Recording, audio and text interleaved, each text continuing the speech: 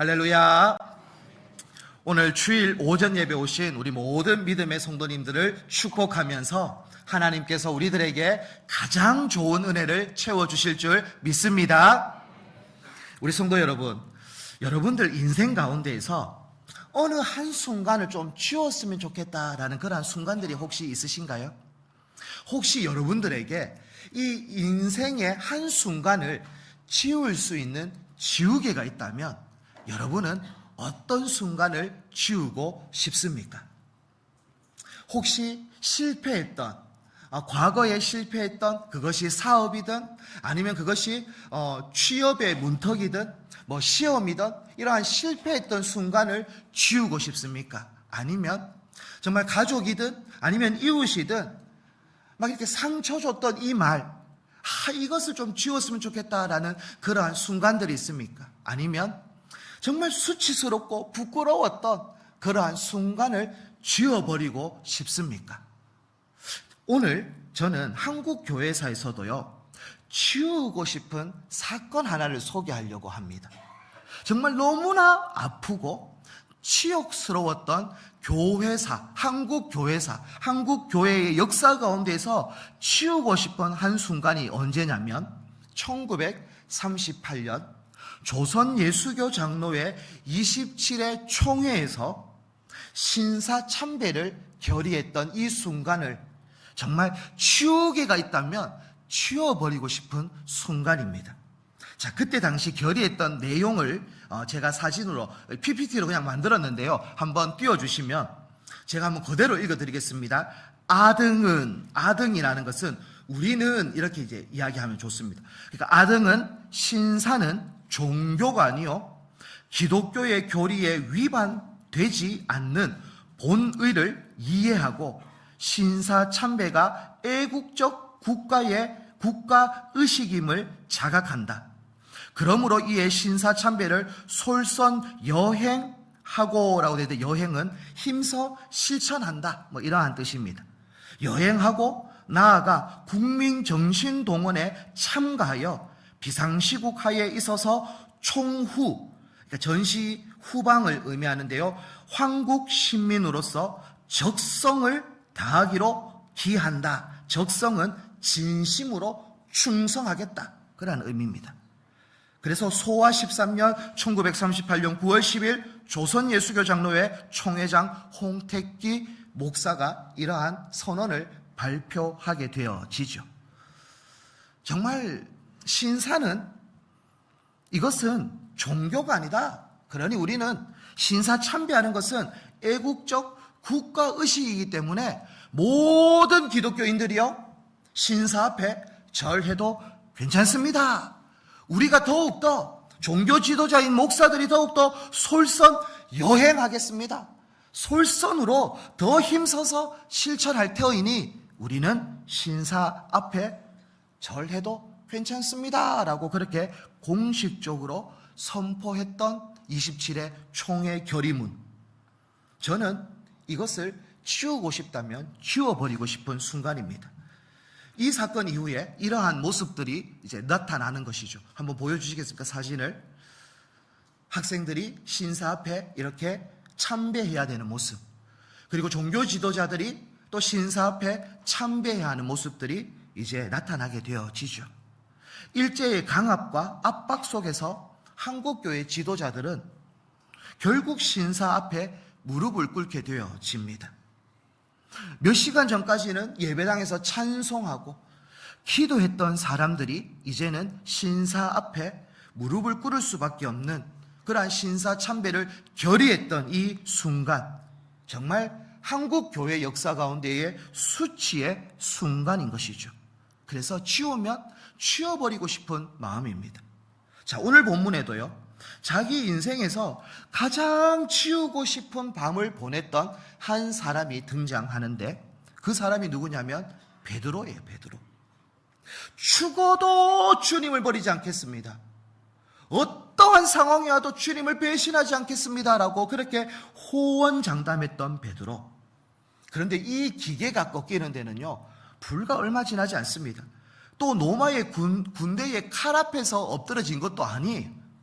그냥 어린 계집종 말 한마디 앞에 그 호언장담했던 이 베드로의 기계가 그냥 꺾여버려요. 그냥 이 계집종은 이렇게 이야기하는 거예요. 너도 한패지. 너도 예수당이지. 그냥 이 한마디만 던졌어요. 그 짧은 한마디에 베드로 부인을 합니다. 아니다. 나 예수 안 믿는다. 그런데 그냥 부인만 한 게 아니죠. 맹세하면서 저주하면서 3번이나 부인하는 베드로. 실패자의 모습을 보여줍니다. 죽음의 두려움에 벌벌 떨면서 주님을 부인하는 베드로의 모습. 그런데요, 오늘 사도행전 읽었던 4장 본문에는요, 벌벌 떨고 있던 베드로, 그냥 도망치고 있던 베드로의 모습은 온데간데 없습니다. 정말 담대하게 그 공회원들 앞에 서서 예수님을 죽였던 그 공회원들 앞에 서서 담대하게 외치는 거예요. 우리는 보고 들은 것을 말하지 아니할 수 없다. 예수님이 우리의 구원자다라는 것을 담대하게 외쳐요. 아니, 무엇이 겁쟁이였던 이 베드로를 담대한 자로 만들었는가? 도망치던 베드로를 어떻게 사명자가 되어질 수 있게 하였는가? 그것을 오늘 말씀을 통해서 한번 살펴보려고 하는데요. 그 첫 번째로 내 힘을 의지한 열정의 파산이에요. 내 힘을 의지한 열정의 파산. 오늘 본문 속 베드로의 담대함을 우리가 제대로 깨달으려면 이 베드로의 밑바닥을 먼저 보아야 합니다. 우리는 흔히 베드로가 주님을 사랑하지 않아서 배신했다라고 그렇게 오해할 때가 있는데요. 아니요. 베드로는 진심으로 주님을 사랑했던 사람입니다. 왜 그렇습니까? 배와 그물을 모든 것을 다 버려두고 주님을 따랐던 제자가 베드로예요. 그만큼 나의 모든 것을 버리고도 주님을 쫓았던 사람이 베드로라는 것이죠. 그러면서 주님이 잡혀가시기 직전에 칼을 뽑으면서 그렇게 막 주님을 지키려고 했던 보디가드와 같은 역할을 했던 사람이 베드로예요. 베드로는 주님을 사랑했고 주님을 지키려고 했던 뜨거운 열정을 가진 사람이 베드로입니다. 자, 그러한 베드로가 그렇다면 왜 이렇게 실패했냐라는 것이죠. 베드로가 실패한 이유가 열정이 없어서 실패했을까요? 아니요. 문제는 그 열정의 중심에 하나님을 의존하는 마음이 없고 자기 확신이 더 컸던 거예요. 열심이 있습니다. 열정은 있어요. 뜨거움은 있어요. 그런데 그 뜨거움과 그 열심의 중심에 보면 하나님의 의존이 아니라 자기 확신인 거예요. 나에 대한 확신이 가득 찼던 거예요. 그러니 베드로는요, 자신의 결단력을 믿었던 사람입니다. 이 나의 확신이 있으니까 나는 절대 예수님 안 버립니다. 다 떠나가도 다 버려도 저는 안 버릴 수 있습니다. 그만한 자신감이 있습니다. 그러한 확신이 있습니다. 본인을 아주 의지하고 본인을 아주 믿었던 사람이 베드로였습니다. 베드로의 문제는요, 사랑이 없는 것이 아니에요. 사랑도 있고 열정도 있고 뜨거움도 있었어요. 문제는요, 하나님보다 자기 결단을 더 신뢰했다라는 것이죠. 본인은 다 할 수 있다는 거예요. 본인의 약함을 인정하지 않습니다. 그냥 자기의 확신만 가득 차 있는 거예요. 나는 다 할 수 있다. 주님 없이도 나는 할 수 있다. 하나님 없이도 나는 할 수 있다. 결국 모래 위에 지은 집과 같이 되어진 것이죠. 결국 성경은요, 이러한 자기 확신을 가지고 있는 사람들에게 이렇게 경고합니다. 고린도전서 10장 12절 말씀에 보면 이러한 말씀이 기록되어져 있는데요. 그런즉 선줄로 생각하는 자는 넘어질까 조심하라 라고 이야기합니다. 베드로는요, 자기는 다 할 수 있답니다. 절대 배신 안 합니다. 호언장담합니다. 왜 그렇습니까? 자신에 대한 확신이 있으니까. 근데 성경은 어떻게 이야기합니까? 선줄로 생각하는 자는 넘어질까 조심하라는 거예요. 왜 그렇습니까? 인간은 연약하거든요. 인간은요, 약하거든요.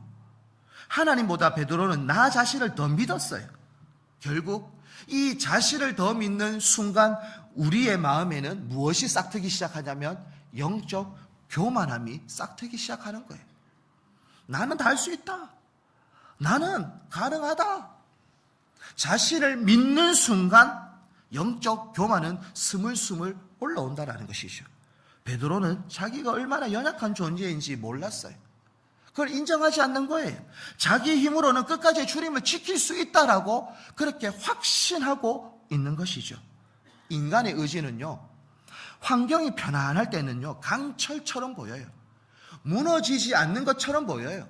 하지만요, 진짜 위기가 닥치고 내 생존이 흔들리고 사람들의 싸늘한 시선이 비수처럼 꽂히는 순간에는요, 우리의 마음이요, 흔들흔들 한다라는 거예요. 그렇게 호언장담했던 베드로도요, 그 여자아이의 한마디, 너도 한패지. 그 말 한마디에 흔들흔들이 아니죠. 휘청휘청 뿌리가 뽑힐 정도로 그렇게 완전히 넘어지고 만 거예요. 왜 베드로가 이렇게 무너질 수밖에 없었는가? 그 이유가 뭔가? 그것은 베드로 가운데에 두려움이 찾아오게 되어지자 주님을 사랑하는 마음이 다 덮여버리는 거예요. 두려움이 찾아오니까 주님에 대한 뜨거운 마음들이 다 식어져 버리는 거예요. 두려움이 찾아오면 우리의 사랑도 덮여버리고 우리의 열정도 덮여버리게 되어지는 것이죠.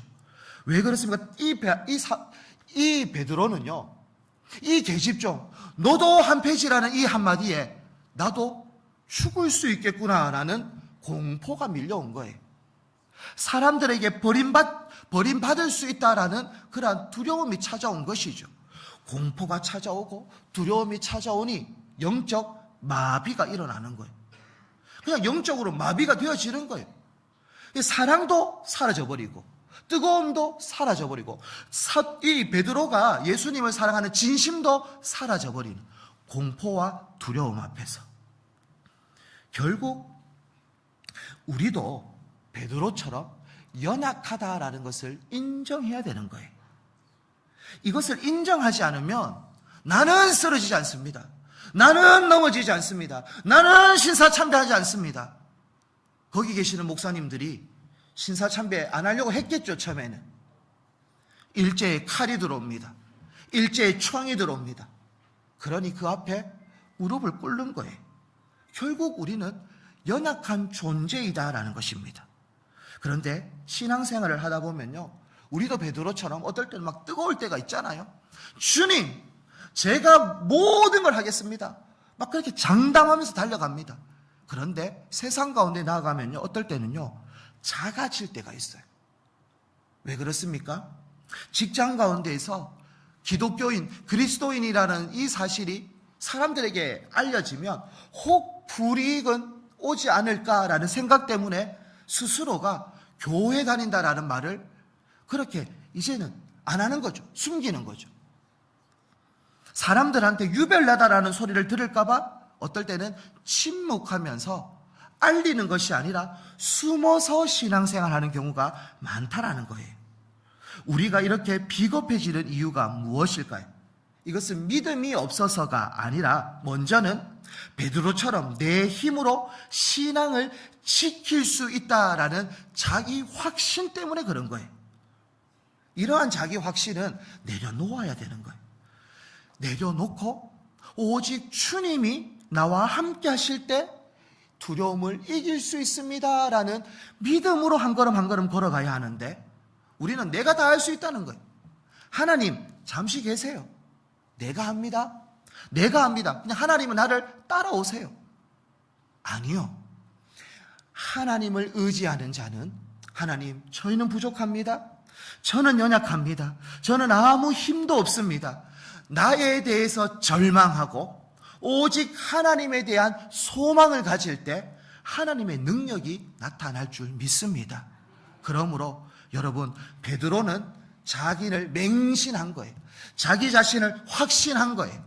우리는 베드로처럼 나를 믿는 자가 아니라 하나님을 믿고 내 안에 계시는 성령님을 믿으며 달려갈 수 있는 우리 한 분 한 분 다 되어지기를 축복합니다. 두 번째로 살펴볼 것은요, 죽음을 이기신 부활의 확신이에요. 자기 힘을 믿었던 베드로는요, 처참하게 무너졌어요. 하지만 하나님은 실패한 베드로를 내버려 두시지 않고 포기하지 않고 그를 찾아와 주십니다. 특별히 두려움의 가장 깊은 뿌리는 다 죽음이에요. 죽음. 베드로도 이 죽음 때문에 벌벌벌 떨었던 거예요. 두려움 가운데 휩싸였던 것이죠.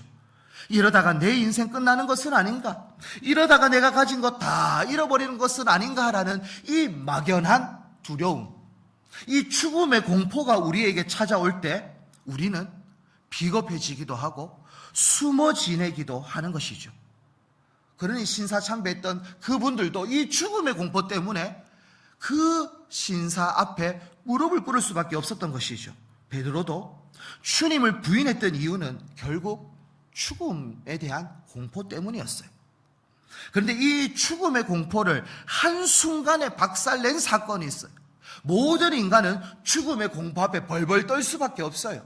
하지만 이 죽음의 공포를 한순간에 박살낸 사건이 있는데 그 사건이 무엇이냐? 그것이 예수님의 부활 사건인 거예요. 예수님이 죽음을 이기신 이 부활 사건이 모든 죽음의 공포로부터 우리를 해방시킬 수 있는 강력한 사건이 예수님의 부활이에요. 자, 베드로는요, 십자가에서 피 흘린 예수님을 보았어요. 그리고 십자가에서 죽으신 예수님을 보았어요. 무덤에 묻힌 예수님을 봤어요. 그러니 베드로의 마음에는 다 끝났구나. 예수님도 무덤에서 죽으셨으니 이제 우리는 완전히 패배했다. 그런 마음을 가졌어요. 그런데 주님이 어떻게 하셨습니까? 그 무덤에 계속 갇혀 계셨습니까? 사망과 죽음의 권세를 깨고 무덤의 문을 여시고 부활하신 거예요. 그 부활하신 예수님께서 베드로에게 찾아오신 것이죠. 베드로를 만나 주신 거예요. 그러니 우리는 끝났다. 우리는 안 된다. 우리는 패배했다. 졌다. 그러한 패배의식에 쌓여있는 베드로에게 살아계신 예수님이 찾아오니 베드로의 인생은 완전 바뀌게 되어지는 거예요. 죽음이 끝이 아니네. 예수님은 사망보다 더 크신 분이시네. 하나님이 살리시면 죽음조차도 끝이 아니라 소망이 되어지는 것이구나라는 것을 베드로는 깨닫게 되어진 거예요. 이 확신, 이 깨달음, 이 믿음이 베드로에게 찾아오자 베드로는 묻고 있었던 두려움의 사슬은 다 끊어져 버리는 거예요. 나를 죽이겠다고 위협하는 세상의 총칼보다도 죽은 자를 살리시는 하나님의 능력이 더 크다라는 것을 이 베드로는 느끼게 되어진 거예요. 경험하게 되어진 거예요. 깨닫게 되어진 거예요. 그러니 자신을 죽일 수 있는 그 공회원들 앞에서 어떻게 대답하는 줄 아십니까? 오늘 본문 4장 12절입니다. 우리 다 함께 한번 봉독하도록 하겠습니다. 시작.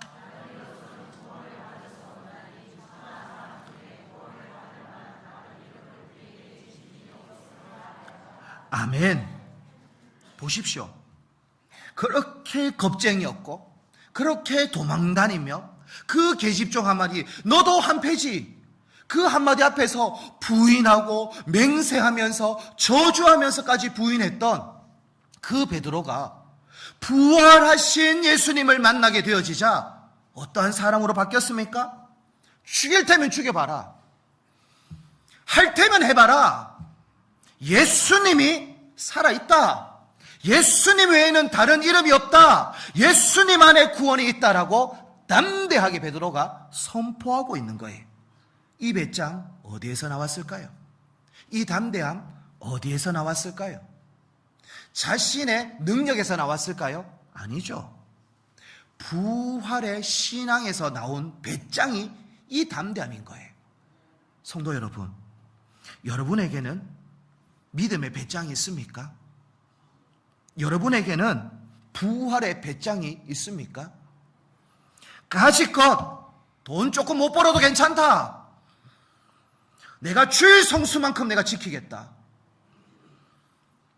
내가 하나님 보시기에 기쁨으로 살겠다. 까짓것 세상 사람들 앞에서 칭찬 조금 못 받아도 좋다. 하지만 내가 하나님 보시기에 잘했다, 착하다, 충성된 종이라는 이 칭찬만큼 내가 받겠다. 이러한 믿음의 담대함, 믿음의 배짱이 여러분들에게는 있으십니까? 저는 여러분들에게 이 믿음의 담대함과 믿음의 배짱은요, 내가 다짐하고 내가 확신하고 아무리 용쓰고 애써도 되어지는 게 아니에요. 부활하신 예수님을 만나면 되어질 줄 믿습니다. 부활하신 예수님이 우리와 함께 하고 계시는 거예요. 그러니 그 부활하신 하나님 예수님을 바라보며 믿음으로 한 걸음 한 걸음 걸어갈 때 우리에게는 세상이 감당할 수 없는 믿음의 담대함들이 찾아오는 것이죠. 우리 모든 믿음의 권속들이요, 세상이 여러분을 흔들 때가 있을 거예요. 질병이 여러분들을 두렵게 만들 때가 있을 거예요. 미래가 보이지 않는 그러한 상황 때문에, 앞이 보이지 않기 때문에 걱정되어지는 마음이, 염려가 있을 수 있어요. 하지만 그때마다 부활하신 주님을 바라볼 수 있는 믿음의 권속들이 다 되어지기를 축복합니다. 그럴 때 우리에게는 절망이 아니라 소망이 찾아오고, 두려움이 아니라 담대함이 찾아오고, 용기가 찾아오고, 믿음이 찾아오고, 그렇게 한 걸음 한 걸음 걸어갈 때 세상은 우리를 보고 깜짝 놀라는 거예요.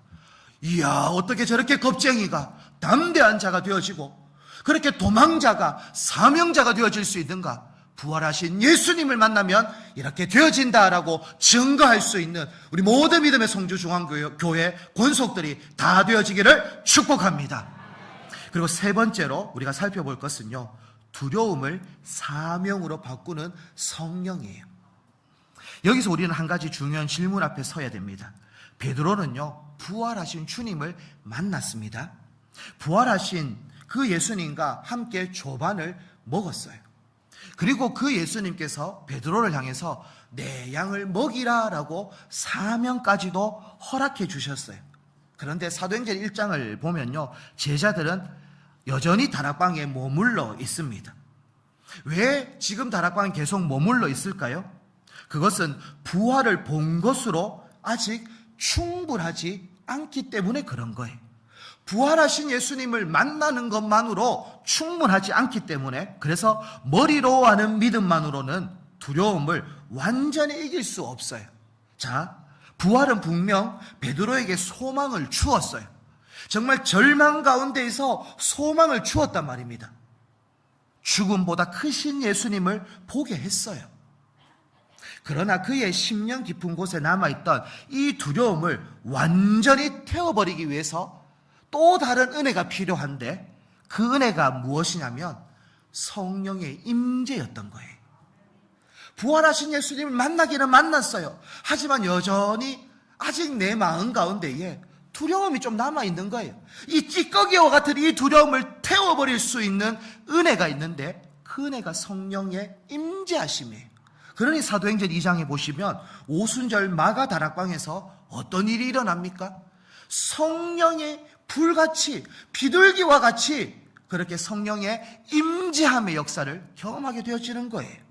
그러니 베드로, 예수님을 만났을 때에도 담대함이 있었지만 이제 성령의 충만함을 받게 되어지자 베드로는 완전히 180도 딴 사람이 되어지는 거예요.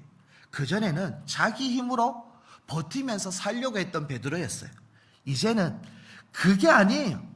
완전히 달라진 거예요. 그전에는 자기가 주인이었어요. 하지만 이제는 성령의 충만함을 받게 되어지자 내 삶의 주인은 내가 아니라 주님이십니다 라고 고백하며 주님의 종이 되어지고 주님의 청지기가 되어지고 주님의 일꾼이 되어지는 삶을 살아가게 되어지는 거예요. 성도 여러분, 우리도 성령의 충만함이 있어야 되는 거예요.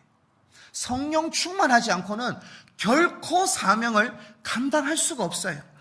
이 베드로는요, 성령의 충만함을 받으니까 이제는 계산하는 삶을 살지 않아요. 이 말을 하면 손해보지 않을까? 사람들이 나를 싫어하지 않을까? 내가 위험해지지는 않을까? 이 두려움의 계산기를 두드리지 않습니다. 복음이 더 커졌고 성령 충만이 너무나 강력하기 때문에 그의 마음에는 이제 내가 이래 말하면 공회원들이 나를 해하지 않을까? 나 감옥에 잡혀가는 것은 아닐까? 그 총과 칼 앞에 내가 위협을 느끼지는 않을까? 이러한 모든 것을 이제는 계산하지 않아요. 그냥 담대하게 선포합니다. 자, 사도행전 4장 20절. 오늘 본문의 끝절 말씀인데요. 이러한 말씀을 전하는 거예요. 자, 함께 읽겠습니다. 시작. 아멘. 우리는 보고 들은 건 너희들 위협해봐라. 감옥에 가다 봐라. 총과 칼로 나를 해하려고 해도 괜찮다. 나는 우리가 보고 들은 것을 다 말할 거다. 이렇게 증인의 삶을 살아가게 되어지는 용감한 사람이 되는 거예요. 자, 이 이유가 뭐라고요? 성령의 충만함이에요.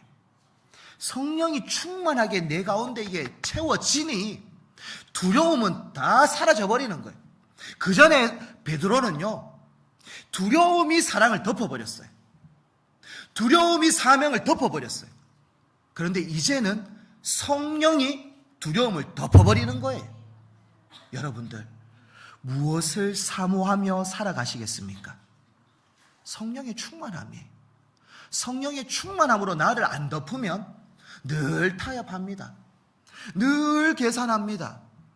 요래해야 되나 저래해야 되나.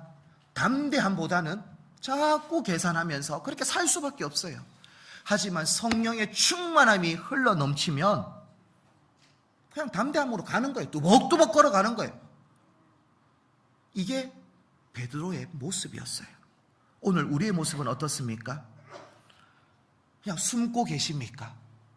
타협하고 계십니까? 사람들의 시선에 침묵하고 계십니까? 믿음을 드러내는 일이 너무 부담되어지십니까? 결국은요, 이러한 모든 것을 떨쳐버릴 수 있는 유일한 비결이 있다면 그것은 성령 충만함을 받는 거예요. 저는 우리 모든 믿음의 권속들이 성령님을 사모하기를 원하며 성령 충만함을 받기를 원합니다. 다른 것을 먼저 구하는 것이 아니에요. 주님 만나주세요. 주님 성령으로 채워주세요. 이게 우리 신앙의 기도 제목이 되어져야 되는 거예요. 다른 것을 구할 필요가 없습니다. 은사 주세요, 이거 주세요. 아니요, 주님을 만나는 것이 먼저이고 주님을 만났다면 성령으로 채워달라고 그렇게 기도하는 것이 먼저이다라는 것을 기억하셔서 늘 주님으로 함께 담대하게 달려가는 우리 모든 믿음의 권속들이 다 되어지기를 축복합니다. 저는 말씀을 정리하려고 하는데요, 하나님은 베드로의 부끄러운 과거를 치우지 않으셨어요. 오히려 그 실패의 자리 위에 사명이라는 새 이름을 새겨 주셨습니다. 베드로의 의지가 무너진 자리에 부활의 주님이 찾아오셨어요. 두려움으로 가득했던 심령에 성령의 불이 임하셨어요. 그러자 기적이 일어나는 거예요. 나 하나 살겠다라고 도망쳤던 겁쟁이가 이제는 복음을 위해 목숨까지도 내어놓고 증인의 삶을 살겠다라고 그렇게 달려가는, 결국 예수님처럼 십자가형을 당하는데 예수님과 똑같이 십자가로 못 지고 자기는 거꾸로 십자가형을 당했던 사람이 베드로예요. 그렇게 죽기를 두려워해서 도망쳤던 인생이 이제는 그 예수님이 지셨던 그 십자가형을 그대로 받게 되어지는 믿음의 사도가 되어지는 베드로. 저는 여러분들도 여러분의 일터와 여러분의 삶의 자리에서 베드로와 같이 담대하게 복음을 선포할 수 있는 믿음의 권속들이 다 되어지기를 축복합니다. 그러기 위해서 부활하신 예수님을 만나기를 축복합니다. 성령의 충만함을 덧입기를 축복합니다. 그것이 없다면 우리는 껍데기와 같은 신앙밖에 되어지지 않는 거예요. 겉모습은 번지를 합니다. 겉모습은 그리스도인이에요. 능력도 없어요. 힘도 없어요. 복음을 전하지도 못해요. 영혼을 살리지도 못해요. 자리만 차지하는 사람이 되는 거예요. 우리 송주중앙교회는 자리만 차지하는 교회가 아니라 복음을 나타내는 교회가 되어지기를 축복합니다. 그래서 우리 모든 한 분 한 분이 복음을 나타내며 증인의 삶을 살아가는 참된 사명자가 다 되어지기를 축복합니다. 우리 함께 사명이라는 찬양을 하면서 우리 기도하면서 또 다짐하면서 함께 나아가기를 원합니다. 우리 함께 사명이라는 찬양 함께 찬양하겠습니다.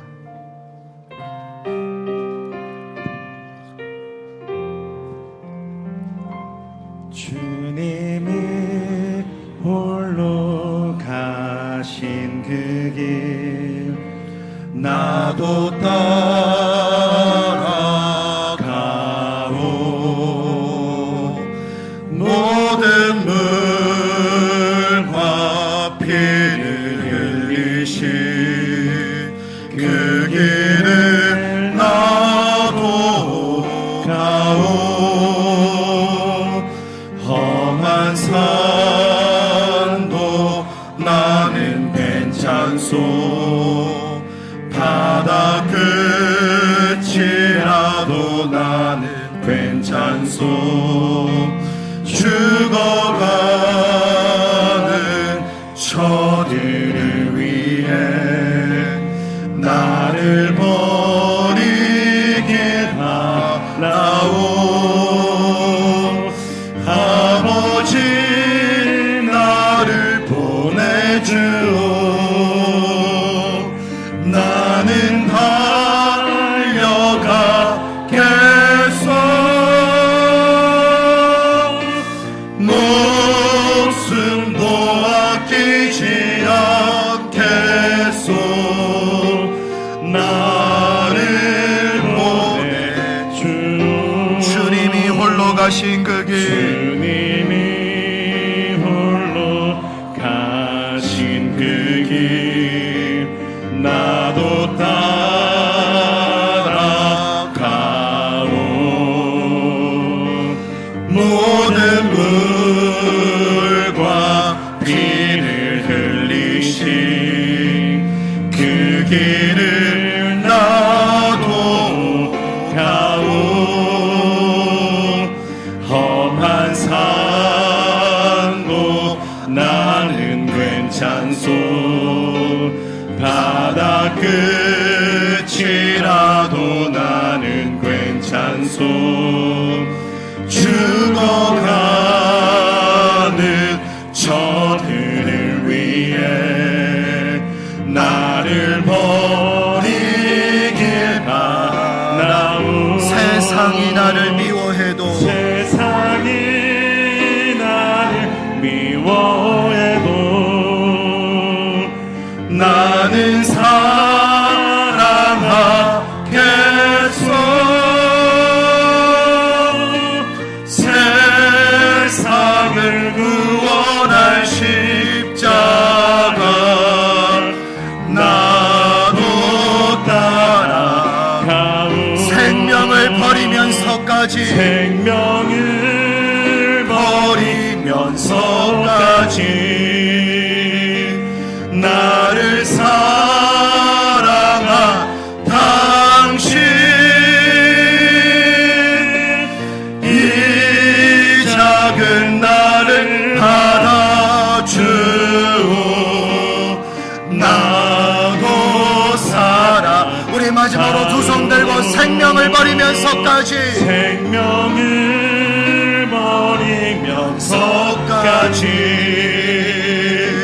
나를 사랑한 당신, 이 작은 나를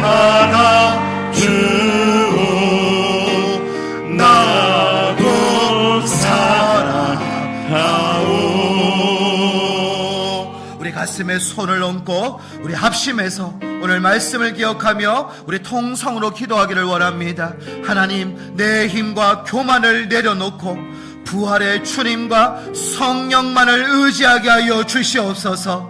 우리 안에 두려움과 사람을 의식하는 모습을 태워주시고 숨는 신앙이 아니라 담대하게 예수님을 증거하는 증인의 사명자가 되게 해달라고 주님 3번 찾고 통성으로 기도하도록 하겠습니다. 주님, 찾습니다. 주여, 주여, 주여. 하나님 아버지여, 내 힘과 교만함을 의지하는 모든 모습을 내려놓게 하여 주시고 오직 성령님을 의지하는 믿음의 권속들이 다 되어지게 하여 주시옵소서. 하나님 아버지여, 온전히 내 마음 가운데에 성령의 충만함의 역사가 일어나기를 원합니다. 하나님 십자가를 붙잡게 하여 주시옵소서. 껍데기와 같은 신앙을 벗어버리고 오직 주님을 붙잡으며 믿음으로 달려가는 담대한 신앙인들이 되어질 수 있도록 주여 축복하여 주시옵소서.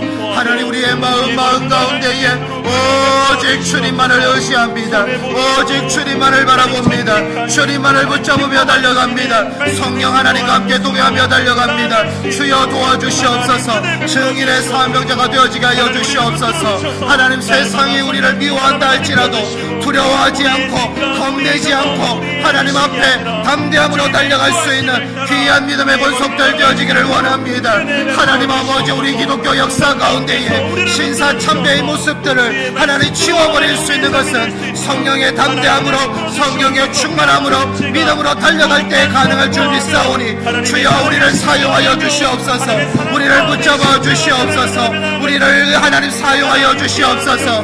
하나님, 우리 교회를 사용하여 주시옵소서. 이 땅 가운데 죽어가는 영혼을 살려낼 수 있는 믿음의 교회가 되어질 수 있도록 주여 붙잡아 주시옵소서. 주여 도와주시옵소서. 우리 교회를 사용하여 주시옵시고 우리 믿음의 권속들을 사용하여 주시옵소서. 그래서 우리를 통하여 생명의 역사가 일어나게 하여 주시고 복음의 역사가 일어나게 하여 주시고 빛이 비춰지게 하시고 향기가 나타나게 하시고 맛이 드러날 수 있도록 주여 인도하여 주시옵소서. 오 하나님 도와주시고 주여 축복하여 주시옵소서. 온전히 여호와 하나님 아버지만을 의시함으로 믿음으로 달려갈 수 있는 교회가 될 수 있도록 주여 축복하소서. 하나님 아버지, 오늘 말씀을 통하여 실패한 베드로가 다시 일어서서 사명과 증인의 삶을 살아가는 모습을 보게 하신 것 감사합니다. 하나님, 우리는 두려워할 수밖에 없는 연약한 존재입니다. 믿음이 연약할 때가 있습니다. 그럼에도 불구하고 더욱더 부활하신 주님을 바라보며 달려가게 하여 주시옵소서. 또한 하나님, 우리의 힘과 능력이 부족하기에 성령의 충만함이 필요합니다. 주여, 사모하는 자들에게, 하나님 구하는 자들에게 오순절 마가 다락방과 같은 성령의 역사가 일어나게 하여 주시옵소서. 주여 채워 주시옵소서. 주여 만져 주시옵소서. 그래서 실패자가 아니라 사명자로 우뚝 설 수 있는 우리 모든 성주 중앙의 권속들 다 되어지게 하여 주시옵소서. 특별히 하나님, 우리 교회를 사용하여 주시옵소서. 하나님, 성주 땅 가운데에 자리만 차지하는 교회가 아니라 복음의 역사를 일어나게 하여 주시고 생명의 역사를 일어나게 하여 주시고 복음의 빛을 비추는 믿음의 등대와 같은 교회가 되어질 수 있도록 성령 하나님께서 늘 함께하여 주시옵소서. 그래서 늘 주님께 기쁨이 되어지는 믿음의 교회가 되어지게 하시고 믿음의 모든 성도들이 다 되어질 수 있도록 축복하여 주시옵소서. 모든 것을 주님의 손에 올려드리며 예수님의 이름으로 기도합니다. 아멘.